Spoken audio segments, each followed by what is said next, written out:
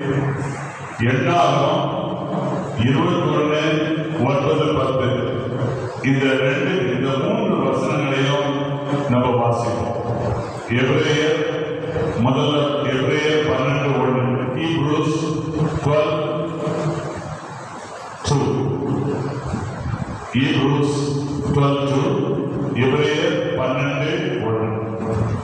ஏன் 12:2 அப்படின்னு சொன்னா, இங்கிலீஷ்ல தமிழ்ல 1வது வசனத்தில் இருக்கிற பகுதி ஆங்கிலத்தில் 2வது வசனத்தில் இருக்கு.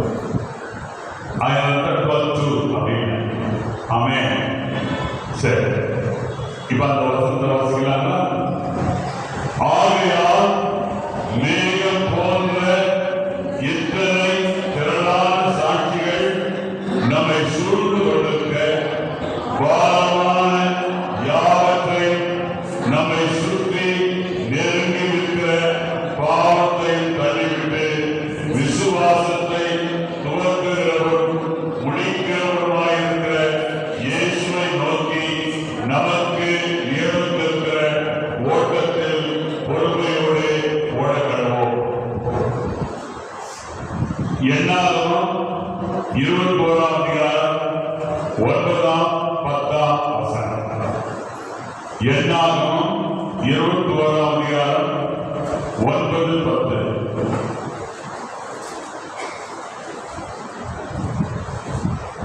எண்ணாகமம் 21ஆம் அதிகாரம் 9-10.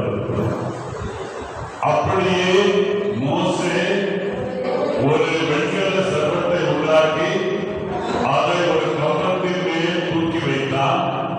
சர்ப்பம் ஒருவரை கடித்த போது அவன் அந்த வெண்கல சர்ப்பத்தை நோக்கி பார்த்து பிழைப்பான்.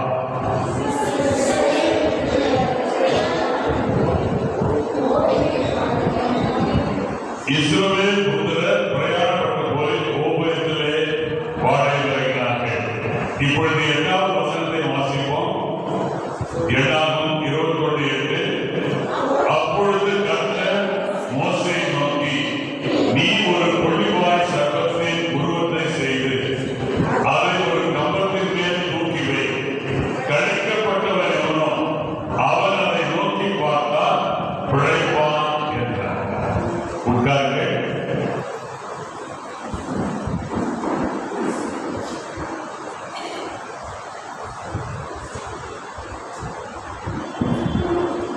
கர்த்தருக்குள் அருமையானவர்களே, நம்முடைய வாழ்க்கையில நாம் 2 விதமான பார்வை உள்ளவர்களாக இருக்கிறோம். ஒன்று, சாதாரணமாய் நாம் பார்க்கிற பார்வை. 2வது, கரிசனையோடு அக்கறையோடு கவனம் செலுத்தி பார்க்கிற பார்வை. இப்பொழுது இன்றைக்கு நாம் சிந்திக்க போகிற தலைப்பு என்னவென்றால், இயேசுவை நோக்கிக் கொண்டு வாழ்வோம். இயேசுவை நோக்கிக் கொண்டு வாழ்வோம். Looking unto Jesus and live. இன்றைக்கு நாம் வாழ வேண்டிய வாழ்க்கை எப்படி? இயேசுவையே நோக்கிக் கொண்டு வாழ்கிற வாழ்க்கைதான் உண்மையான வாழ்க்கை. இன்றைக்கு நாம் கேட்க போகிற தேவ செய்தியிலே, விசுவாசிகள் தங்கள் கண்களை ரட்சிப்பு, பலன், நடத்துதல் மற்றும் நித்திய ஜீவனுக்கு ஆதாரமாகிய இயேசுவின் மேல் வாழ்க்கை கவன சிதறல்கள் சவால்கள் இருந்த போதிலும் பதிய வைப்போம். இன்றைக்கு நம்முடைய கேள்வி என்னவென்றால், why should I look at Jesus? இயேசுவை நாம் ஏன் நோக்கி பார்க்கிறோம்? அன்பிரியமானவர்களே, இயேசுதான் ரட்சிப்பின் அதிபதி. இயேசுதான் பலனை நம்முடைய பலனின் ஆதாரம் இயேசுவே. இயேசுதான் நம்மை நடத்துகிறவர். இயேசுதான் நமக்கு நித்திய ஜீவனை கொடுக்கிறவர். ஆகவே எப்பொழுதும் நம்முடைய பார்வையை இயேசுவின் மேல் பதிய வைக்க வேண்டியது நம்முடைய பொறுப்பு.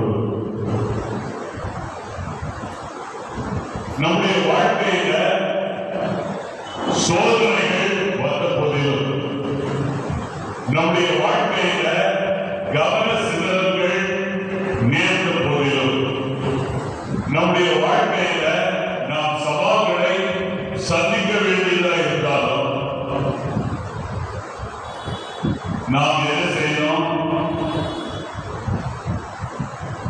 நம்முடைய பிரச்சனைகளின் மேல் கவனம் வைக்காமல், பலவீனங்களின் மேல் கவனம் வைக்காமல், புயல் காற்றுகளின் மேல் கவனம் வைக்காமல், நம்மை விடுவித்து வழிநடத்தக்கூடிய தேவனின் சாத்தியத்தின் மேல் நம்முடைய பார்வையை வைக்க வேண்டும்.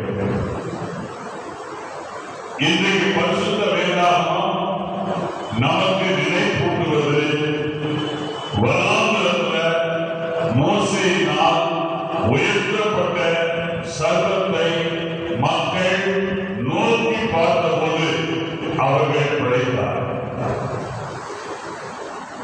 கர்த்தருடைய பிள்ளையே, இயேசு கிறிஸ்து கல்வாரி சிலுவையில உலகத்தில் இருக்கிற எல்லா மக்களுக்காகவும் உயர்த்தப்பட்டார். உயர்த்தப்பட்ட அந்த இயேசுவை நீ நோக்கி பார்த்தால் நீ பிழைப்பாய். ஆமென். அல்லேலூயா. இயேசுவை நாம் அனைவரும் நோக்கி பார்க்கும் பொழுது நம்முடைய வாழ்வை, ஜீவனை, விடுதலையை நாம் கண்டடைகிறோம். வெற்றியின் வாழ்க்கையின் ரகசியமே நம்முடைய பார்வையில பதிந்துள்ளது. நாம் இயேசுவின் மேல் நம்முடைய பார்வையை வைத்தோமானால் நமக்கு நிச்சயமாக வெற்றி உண்டு. அல்லேலூயா, அல்லேலூயா. ஆகவே கர்த்தருக்குள் பிரியமானவர்களே, இயேசுவை நாம் நோக்கி பார்ப்போம். மனிதர்களை நோக்கி பார்த்து வெட்கமடைந்தோம், மனிதர்களை நோக்கி பார்த்து ஏமாற்றம் அடைந்தோம், மனிதர்களை நோக்கி பார்த்து தோல்வி அடைந்தோம். ஆனால் இயேசுவை நோக்கி பார்ப்பதனால் முதலாவது நமக்கு என்ன கிடைக்கும்? விடுதலை கிடைக்கும். அல்லேலூயா. யோவான் 1:29 எடுத்தவர்கள் வாசிங்கள். யோவான் 1:29.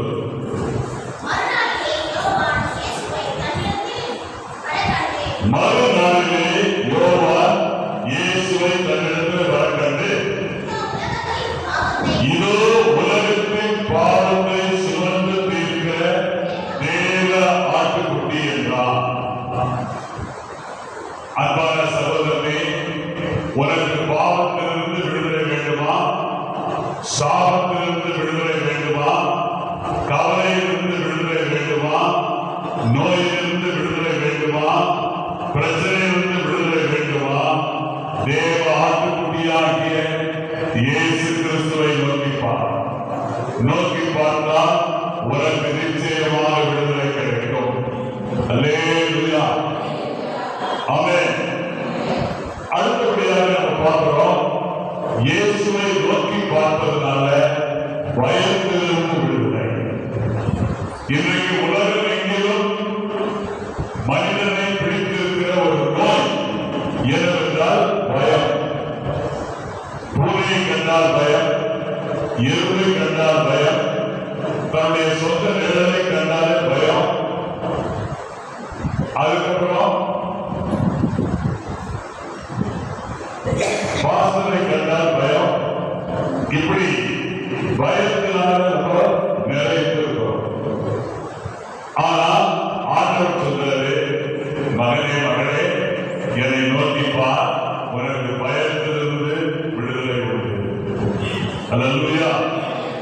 2 தீமோத்தேயு 1:7 வாசிங்க.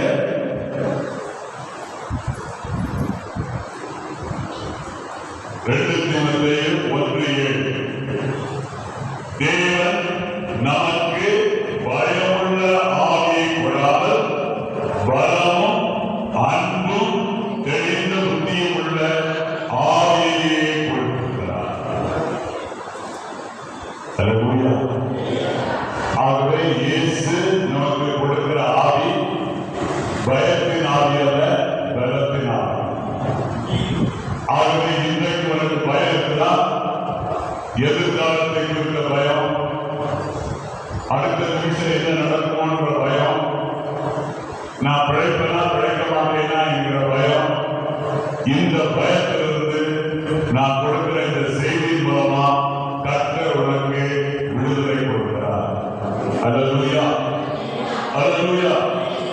அடுத்தபடியாக உனக்கு எதிலிருந்து விடுதலை தெரியுங்களா? இயேசுவை நோக்கி பார்த்ததுனால உனக்கு கிடைக்கக்கூடிய விடுதலை அடிமைத்தனத்திலிருந்து விடுதலை. அல்லேலூயா. கலாத்தியர் 5ஆம் அதிகாரம் 1ஆம் வசனம். கலாத்தியர் 5ஆம் அதிகாரம் 1ஆம் வசனத்தை வாசிங்க.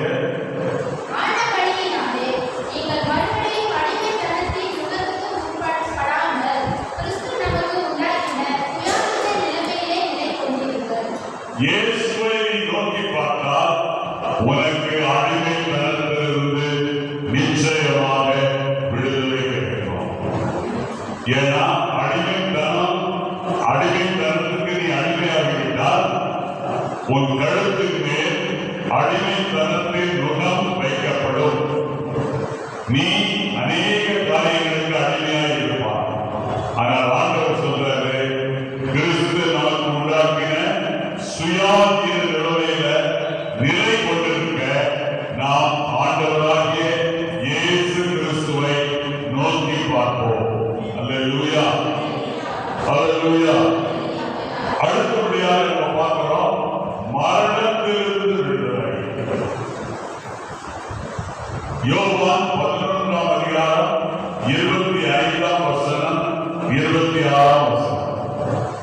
யோவான் 11:25-26 எடுத்தவங்க வாசிங்க.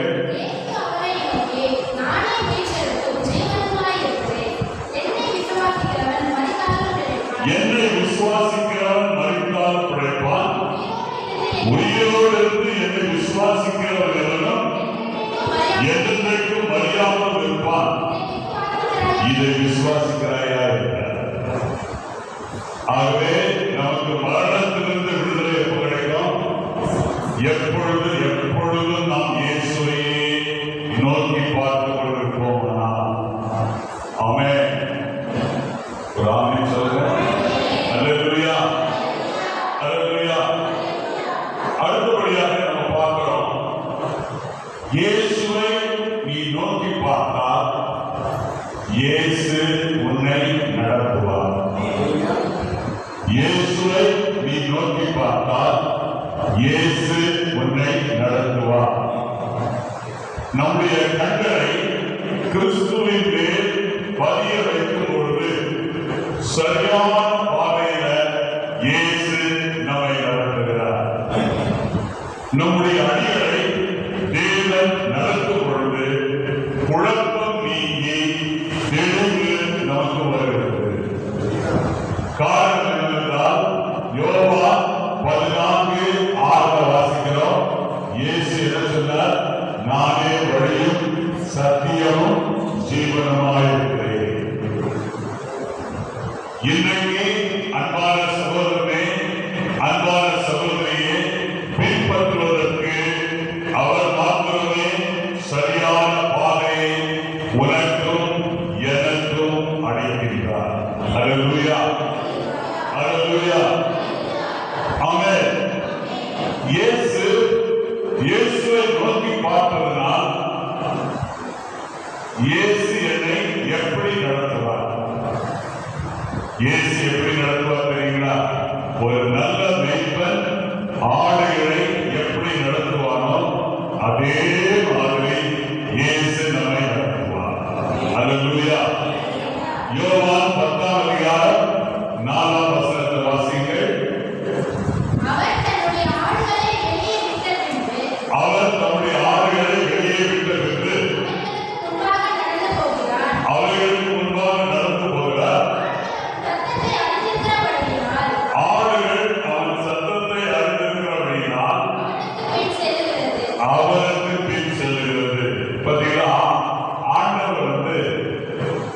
நம்முடைய வேலூர்ல காட்பாடியில ஆடுகள் முன்னால போவோம், மேய்ப்ப பின்னால வருவான். பின்னால இங்க இருக்கிற மேய்ப்பன் வந்து மேய்க்கிறதில்லை, வீடுங்கிறது இல்லையா, வீடுகளுக்குள்ள ஆடுகளை ஓட்டி விடும். இங்க இருக்கிற மேய்ப்பன் என்ன பண்றாங்கன்னா ஆடுகளை நடத்துறதுல துரத்துறாங்க. துரத்துறதுனால ஆடு என்ன பண்றது, கொஞ்ச நேரம் தப்பிக்கலாம் அப்படின்னு சொல்லி எங்க வீட்டுக்குள்ள ஆடு நுழையுது.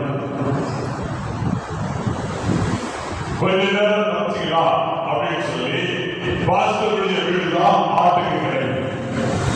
ஆகினாலும் கொஞ்ச நேரம் ஆடு என்ன பண்றது, பாஸ்டர் வீட்டுல புல்லு கிடைக்கணும்னு சொல்லி வீட்டுக்கு பின்னால் போய் புல்ல வைத்து போயிடும். ஆகினால கர்த்தருடைய பிள்ளையே, நம்முடைய ஊர்ல இருக்கிற ஆடுகள் இப்படி நடத்தப்படுகிறது. ஆனா இயேசு வாழ்ந்த பலஸ்தீனா தேசத்துல ஆடுகள் வந்து முன்னால போவது, மேய்ப்பதற்கு பின்னால போகும். ஆமென். ஏன்னா ஆடு வேற எங்கேயும் பார்க்காது, மேய்ப்பனையே பார்க்கும். ஆடு வேற எங்கேயும் பார்க்காது, மேய்ப்பனையே பார்க்கும். காரணம் என்னன்னா மேய்ப்பன் தான் ஆடுகளை நல் வழியில நடத்துகிறார். ஆகினால் ஆடுகள் எப்பொழுதும் சைட்ல பார்க்க, நீங்க கவனிச்சு பார்க்க, ஒருவேளை நீங்க இஸ்ரவேல் தேசத்தில் இருக்கிற ஆடுகளை பாருங்க, ஆடுகள் எல்லாமே மேய்ப்பனை தான் பார்க்கும், வேற எங்கேயும் பார்க்க. மேய்ப்பன் எந்த பாதையில நடக்கிறாரோ அந்த பாதையில ஆடுகளும் நடக்கும். கர்த்தருடைய பிள்ளையே, உனக்கு நல்ல மேய்ப்பனாய் இருக்கிறவர் ஆண்டவராகிய இயேசு கிறிஸ்து. அவரை நீ யோசிப்பார், அவர் உன்னை நடத்துவார். பைபிள்ல வாசிக்கிறோம், அவர் தமது நாமத்தின் நிமித்தம் நீதியின் பாதையிலே அவர் நம்மை நடத்துகிறார். அல்லேலூயா. ஆமென். அது மாத்திரமல்ல, கர்த்தருடைய பிள்ளையே, இயேசு நம்மை எப்படி நடத்துகிறார்னா, நமக்கு ஆண்டவர் தேவ வசனத்தை கொடுக்கிறார். நமக்கு ஆண்டவர் என்ன கொடுக்கிறாரு, தேவ வசனம். அந்த வசனம் தான் உங்களுடைய கால்களுக்கு தீபமும் உங்களுடைய பாதைக்கு வெளிச்சமாக இருக்கு. சங்கீதம் 119:105. உன்னுடைய அனுதின வாழ்க்கைக்கு தீபமாக இருக்கிறது, உன்னுடைய நெடுங்கால வாழ்க்கைக்கு வெளிச்சமாக இருக்கிறது. கால்களுக்கு தீபமும் பாதைக்கு வெளிச்சமாக இருக்கிறது. ஆகவே கர்த்தருடைய பிள்ளையே, இயேசுவை நோக்கி பார்த்தால் உனக்கு வசனம் கிடைக்கும். வசனத்தின் மூலமா உனக்கு என்ன கிடைக்கும், வெளிச்சம் கிடைக்கும். அல்லேலூயா. ஆமென். ஆகவே உனக்கு ஒரு பாதையில நடக்கணும்னா உனக்கு வெளிச்சம் வேண்டும். ஒளி இல்லாம நீ பாதையில நடக்க முடியாது. ஆகவே உனக்கு வெளிச்சத்தை கொடுக்க ரெண்டு காரியங்கள் வச்சிருக்கிறார். இந்த வசனம் வந்து உனக்கு உன்னுடைய கால்களுக்கு தீபமா இருக்கும். ஏன்னா காலில் தான் நீ நடக்கிற. காலை வந்து உறுதியா வைக்கணும். உறுதியா வைக்கணும்னா உனக்கு தீபம் வேணும். அதே மாதிரி உன் பாதைக்கு வெளிச்சம் வேண்டும். பாதை எப்படிப்பட்ட பாதை, நெடுங்கால வாழ்க்கைக்குரிய பாதை. அந்த நெடுங்கால வாழ்க்கைக்குரிய பாதைக்கு உனக்கு வெளிச்சம் காட்ட ஆண்டவர் உனக்கு வசனத்தை கொடுத்தார். அந்த வசனத்தை நீ தியானிக்கும் பொழுது உன்னுடைய நெடுங்கால வாழ்க்கையில எந்த பிரச்சனையும் இல்லாம நீ சமாதானத்தோட வாழ்க்கையை நடத்தும். அல்லேலூயா. அல்லேலூயா. ஆமென். அடுத்தபடியாக நம்ம பார்க்கிறோம், கர்த்தருடைய பிள்ளையே, இயேசுவை நோக்கி பார்த்தால் நமக்கு வேதனை அது நோக்கி பார்த்தால் அது நமக்கு என்னத்தை கொண்டு வரும்? பலனை கொண்டு வரும். நம்முடைய பலவீனங்களில் இயேசு நம்மை பலப்படுத்துகிறார். வாழ்க்கை யுத்தங்களில் இயேசு நம்மை தாங்குகிறார். வேதத்தில் வாசிக்கிறோம் 2 கொரிந்தியர் 12ஆம் அதிகாரம் 9ஆம் வசனத்துல பலவீனமாக இருந்த பவுலிடத்துல கர்த்தர் சொல்கிறார், உன் பலவீனத்தில் என் பலன் பூரணமாயிருக்கும். ஹல்லேலூயா. நம்முடைய பலவீனத்தில் இயேசு கிறிஸ்துவினுடைய பலன் பூரணப்படும். ஆமென். ஹல்லேலூயா. அது மாத்திரமல்ல, இயேசுவை நீ நோக்கி பார்த்தா உன்னுடைய பலன் புதுப்பிக்கப்படும். இயேசுவை நீ நோக்கி பார்த்தா ஒரு பலன் புதுப்பிக்கப்படும். வசனம் என்ன சொல்லுது? ஏசாயா 40ஆம் அதிகாரம் 31ஆம் வசனத்துல கர்த்தருக்கு காத்திருக்கிறவர்கள் புது பலன் அடைந்து கழுகுகளைப் போல சட்டைகளை அணிந்து எழும்புவார்கள். ஹல்லேலூயா. ஹல்லேலூயா. ஆகவே கர்த்தருடைய பிள்ளையே, மனுஷருக்கு காத்திருக்காத, கர்த்தருக்கு காத்திருந்தது என்ன அர்த்தம்? கர்த்தரையே நோக்கி கொள்ளும். When you look at Jesus, your strength will be renewed. Amen. Hallelujah. அது மாத்திரமல்ல, ஆண்டவர் சொல்றாரு, மகனே மகளே, உன்னுடைய வாழ்க்கையில உபத்திரவமா, உன்னுடைய உபத்திரவத்துல நீ என்ன பண்ண? நீ உபத்திரவத்துல சோர்ந்து போகாம தைரியமா இருக்கிறன்னா என்னை நோக்கி பார். ஹல்லேலூயா. ஹல்லேலூயா. 2 தீமோத்தேயு 1:8 வாசிங்க. 2 தீமோத்தேயு 1:8. 2 தீமோத்தேயு 1:8.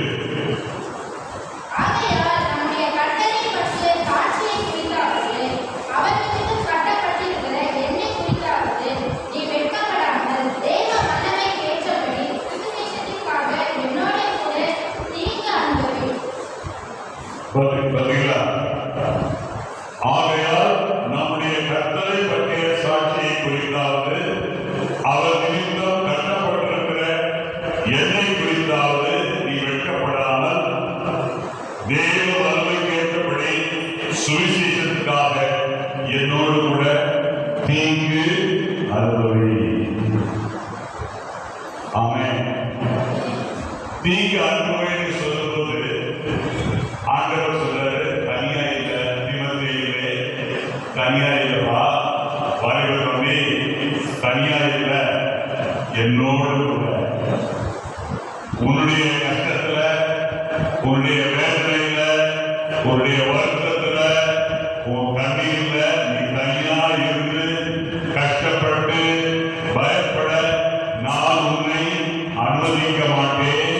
உன்னுடைய உபத்திரவத்துல நீ தைரியமா இருக்கத்தக்கதாக நான் உன்னோடு கூட இருப்பேன். எப்ப தெரியுமா? தீமோத்தேயுவே, என்னையே நீ நோக்கி கொண்டிரு. ஹல்லேலூயா. ஹல்லேலூயா. ஆமென். அது மாத்திரமல்ல, இயேசுவை நோக்கி பார். இயேசுவை நோக்கி பார்க்கும் பொழுது ஆண்டவர் சொல்றாரு, இந்த நாள் உங்களுக்கு என்ன நாள்ல வாசிப்பாங்களா? நெகேமியா 8:10 வாசிங்க. நெகேமியா 8:10.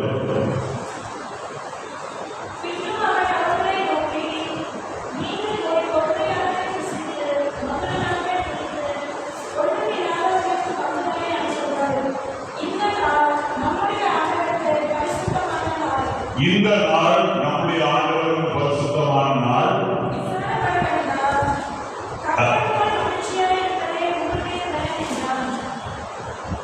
அல்லேலூயா. ஆண்டவர் சொல்றாரு, இந்த நாள் விசாரப்பட வேண்டிய நாள் அல்ல, இந்த நாள் கர்த்தருக்குள் மகிழ்ச்சியாக இருக்கிறது. அல்லேலூயா. ஆமென். ஆகவே இயேசுவை நோக்கி பாரு, உனக்கு மகிழ்ச்சி. அந்த மகிழ்ச்சி உனக்கு என்ன செய்யணும்னா உன்னை பலப்படுத்தும். இயேசுவை நோக்கி பார்த்தால் உனக்கு மகிழ்ச்சி. அந்த மகிழ்ச்சியினால உனக்கு என்ன கிடைக்கும்? பலன் கிடைக்கும். அல்லேலூயா. அல்லேலூயா. ஆமென்.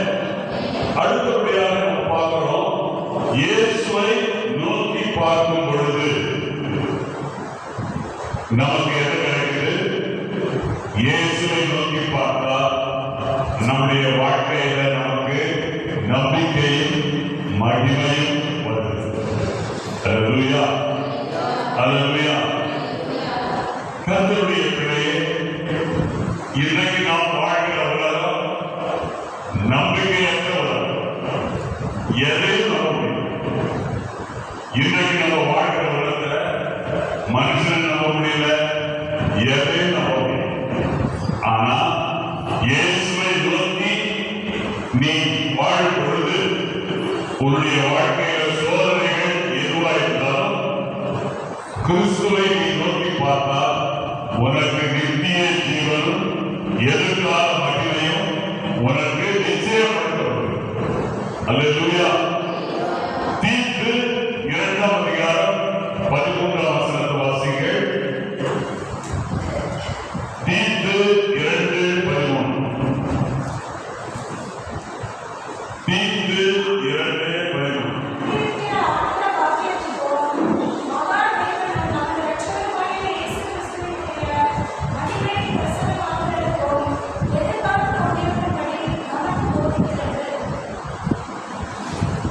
மறுபடியும் வாசிச்சு.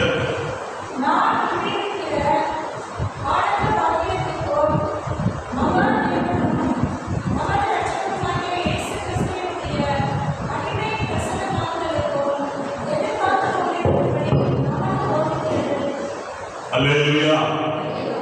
தீத்து 2ஆம் அதிகாரம் 13ஆம் வசனத்துல நாம் நம்பியிருக்கிற ஆனந்த பாக்கியத்துக்கும் மகா தேவனும் நமது இரட்சகருமாகிய இயேசு கிறிஸ்துவுடைய மகிமை பிரசன்னமாவதற்கும் எதிர்பார்த்து கொண்டிருக்கும்படி நமக்கு போதிக்கிறது. ஆமென். அப்போ நமக்கு என்ன உண்டு? நித்திய வாழ்வின் நம்பிக்கை உண்டு. தீத்துவுக்கு பரிசுத்த ஆவியானவர் பவுலின் மூலமா சொல்றாரு, நீ என்ன பண்ணு? இயேசு நமது இரட்சகருமாகிய மகா தேவனும் நமது இரட்சகருமாகிய இயேசு கிறிஸ்துவுடைய மகிமை பிரசன்னமாவதற்கு எதிர்பார்த்து கொண்டது. ஏன் எதிர்பார்க்கணும்? அதுதான் மகிமையின் நம்பிக்கை. அல்லேலூயா. அது மாத்திரமல்ல, உனக்கு வாழ்க்கையில பாடுகள் இருக்கிறா, பாடுகள்ல நீ இயேசுவை நோக்கி பார்த்தா உனக்கு நம்பிக்கை கிடைக்கும். ஆமென். ரோமர் 8ஆம் அதிகாரம் 18ஆம் வசனத்தை வாசிங்க. ரோமர் 8ஆம் அதிகாரம் 18. ஆதலால் இக்காலத்து பாடுகள் இனி நம்மிடத்தில் வெளிப்படும் மகிமைக்கு ஒப்பிடத்தக்கவைகள் அல்ல என்று எண்ணுகிறேன். இக்காலத்து பாடுகள் இனி வரும் மகிமைக்கு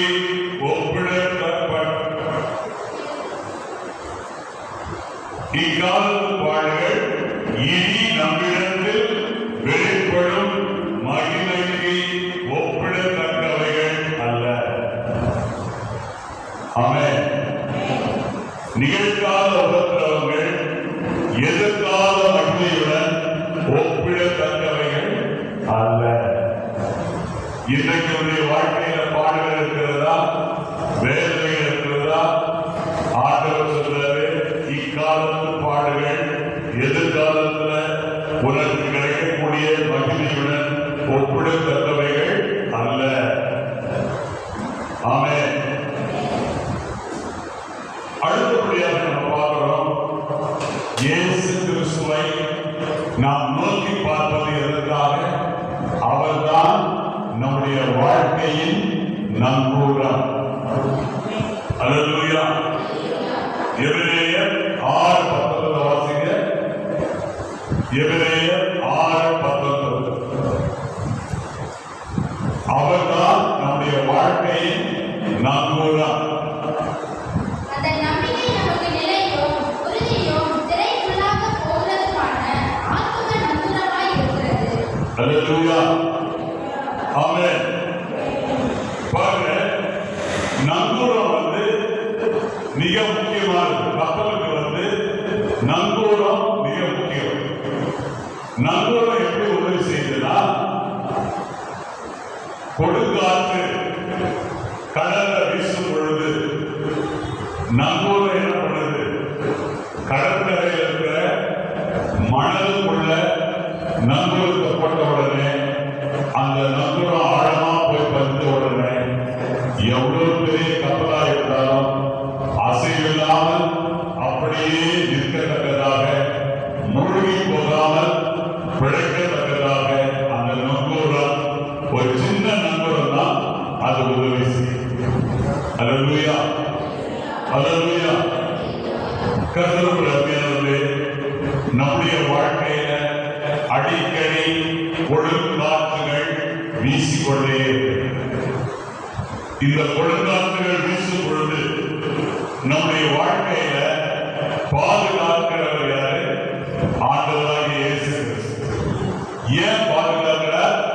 அவர்தான் நம்முடைய வாழ்க்கையில் நங்கூரமாய் இருக்கிறார். அல்லேலூயா. அல்லேலூயா. ஆமென். கர்த்தருடைய பிள்ளையே, இயேசுவை நீ நோக்கி பார். கண்ணாடியை பார்க்க, எதை பார்க்காத? கண்ணாடியை பார்க்காத, பவுடர் போடாத, ஸ்னோ போடாத. ஆனா இயேசுவை என்ன பண்ண? நோக்கி பார்.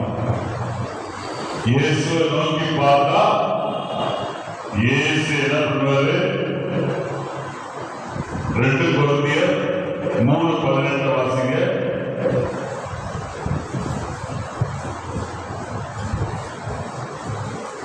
நாம் எல்லோரும் திறந்த முகமாய் கர்த்தருடைய மகிமையை கண்ணாடியிலே காண்கிறது போல கண்டு ஆவியாய் இருக்கிற கர்த்தரால் அந்த சாயலாக தாமே மகிமையின் மேல் மகிமையடைந்து மறுரூபப்படுகிறோம். பாருங்க, ஆண்டவர் நமக்கு ஒரு நல்ல சாக்கியத்தை வச்சிருக்கிறார்.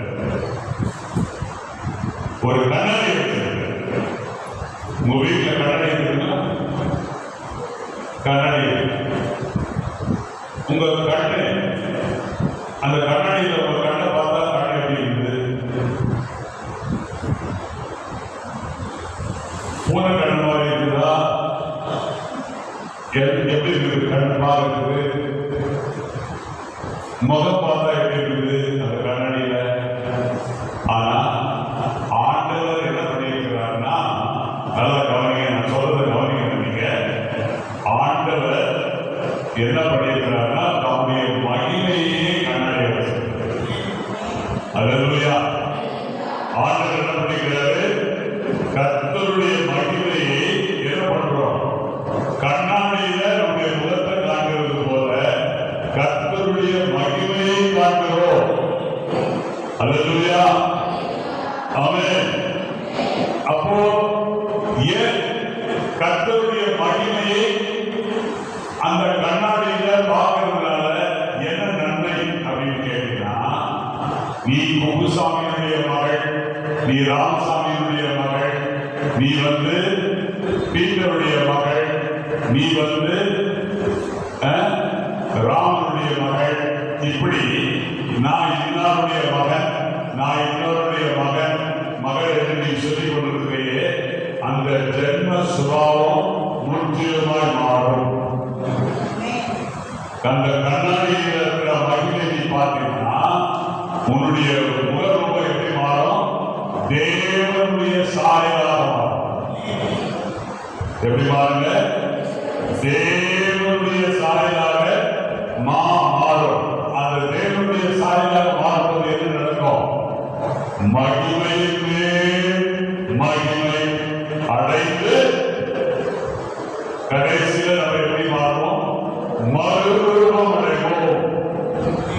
அல்லேலூயா.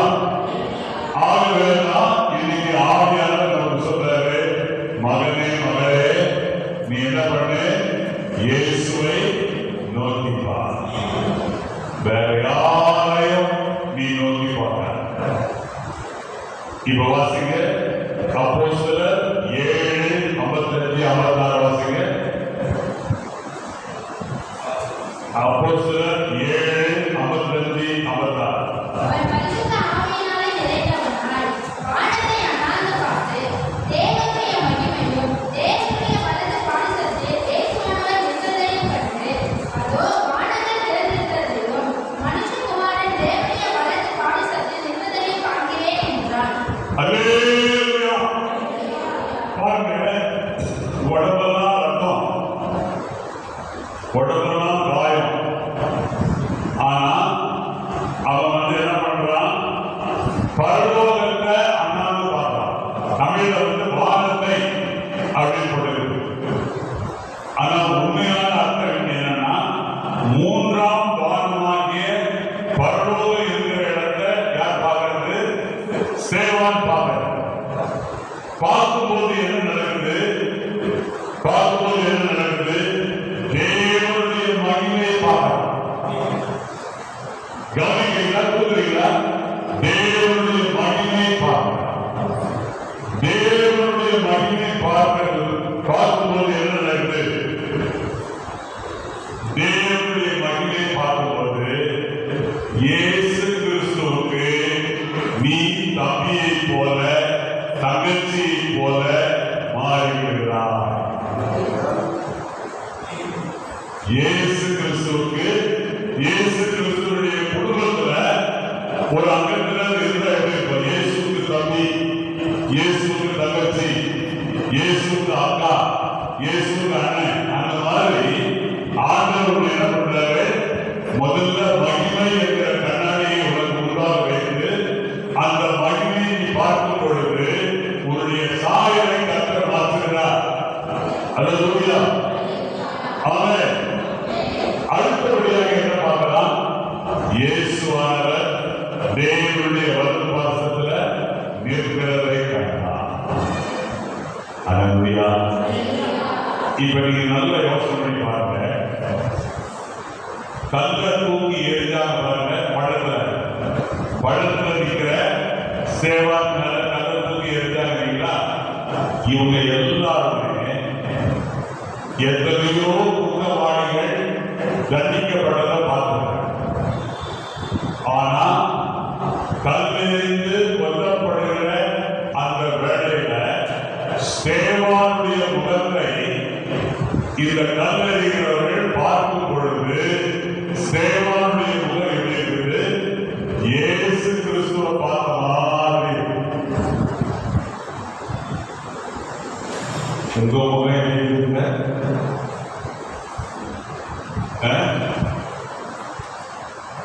அந்த நாட்கள்ல எம்ஜிஆர், சிவாஜி, ஜெமினி கணேசன் இப்படி சினிமா நடிகர்கள் இருக்கிறாங்க. அந்த நாட்கள்ல ஒவ்வொருத்தரும் எப்படி இருப்பாங்க, எப்படி தலைவாருவாங்கன்னா இவங்க தலைவாரி இருக்கிற மாதிரி அவங்க வருவாங்க. ஏன்னா என்னை பார்த்தா சிவாஜி மாதிரி இருக்கணும், என்னை பார்த்தா எம்ஜிஆர் மாதிரி இருக்கணும் அப்படின்னு சொல்லி அந்த நாட்கள்ல அந்த கர்த்தருடைய இயேசுவை நோக்கினார். அவர்கள் எல்லாரும் மனிதர்கள், மனிதர்கள். ஆனா இயேசுவை, ஏன் இயேசுவை நோக்கி பார்க்க சொல்றேன், நீ அவருடைய சாயலாக மாறுவாய். அவருடைய சாயலாக மாறி மகிமையின் மேல் மகிமை அடைவாய். மகிமையின் மேல் மகிமை அடைந்த பிற்பாடு கடைசியில மறுரூபமாக்கப்படுவாய். அல்லேலூயா. உனக்கு பிரியமா இருக்குதா? ஆமென். எல்லாரும் எழுந்திருக்கும்.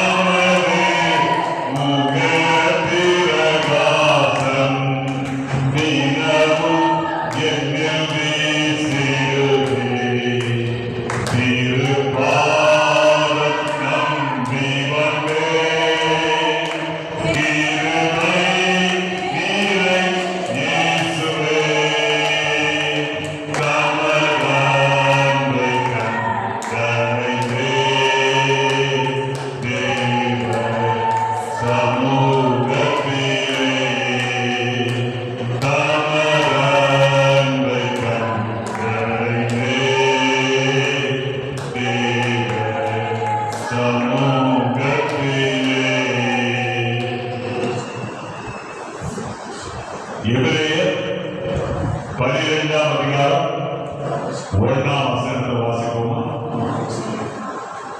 எல்லாரும் சேர்ந்து வாசிப்போம். எபிரேயர் 12:1. ஆகையால் மேகம் போன்ற இத்தனை திரளான சாட்சிகள் நம்மை சூழ்ந்து கொண்டிருக்க பாரமான யாவற்றையும் நம்மை சுற்றி நெருங்கி நிற்கிற பாவத்தை தள்ளிவிட்டு விசுவாசத்தை துவக்குகிறவர் முடிக்கிறவராயிருக்கிற இயேசுவை நோக்கி நமக்கு நியமித்திருக்கிற ஓட்டத்தில் பொறுமையோடு ஓட கடவோம். ஆமென்.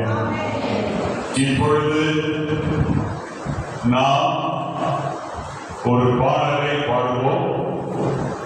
அந்த பாடலை பாடும் பொழுது பாடகர் குழுவினர் அந்த பாடலை பாடுவார்கள். அந்த பாடல்